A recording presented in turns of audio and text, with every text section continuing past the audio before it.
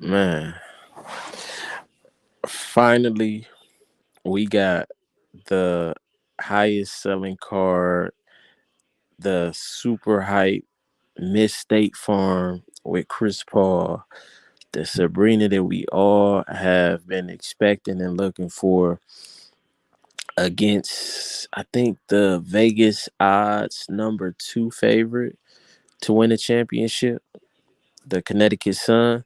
And they 79-81. This was a very good game, but Sabrina just showed up with 25, 6 and 4, 10 of 18 from the field, 3 of 6 from three, pulling deep Clark threes.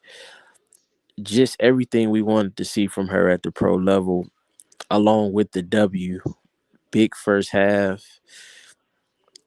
Sabrina and Jonquel Jones were the two standouts for being Sabrina early, Jonquel Jones a bit later. I think she only had like 15. I think Thomas had like 25. But I just like what I see from Jones a lot from the Suns. She's definitely one of my favorite bigs in the game. And if I was building a team, she would be most likely one of my picks. But this was a good game, and I just think it's good for the overall sport when Sabrina, who the people have shown financially that they are willing to support and get behind, the better she does. And if she can continue play like this all year, we'll be in MVP talks, especially with upsets like this. The better she does, the better the game will get.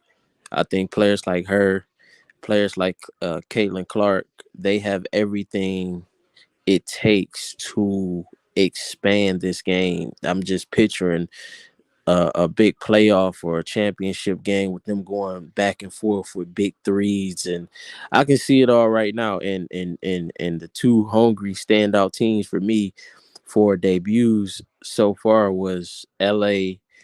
and New York, ironically. So hopefully we can continue to get this type of play from Sabrina. We know she had the injury early, didn't really have the impact that most expected, but there's leeway given. We're coming back from injury that second year, and now I think everything comes together. Understanding the game, getting comfortable at the pro level, fully recovering from injury, having the right pieces around her, and now we're all watching, especially with a win like this, and we all hope, especially if you don't purchase one of them cards at their peak, whether it was base or one of the high level prisms, you don't want that value totally tanking. So if you hold one of them cards right now and you thought it was you was out, this was a good sign, and I expect to see a lot more of this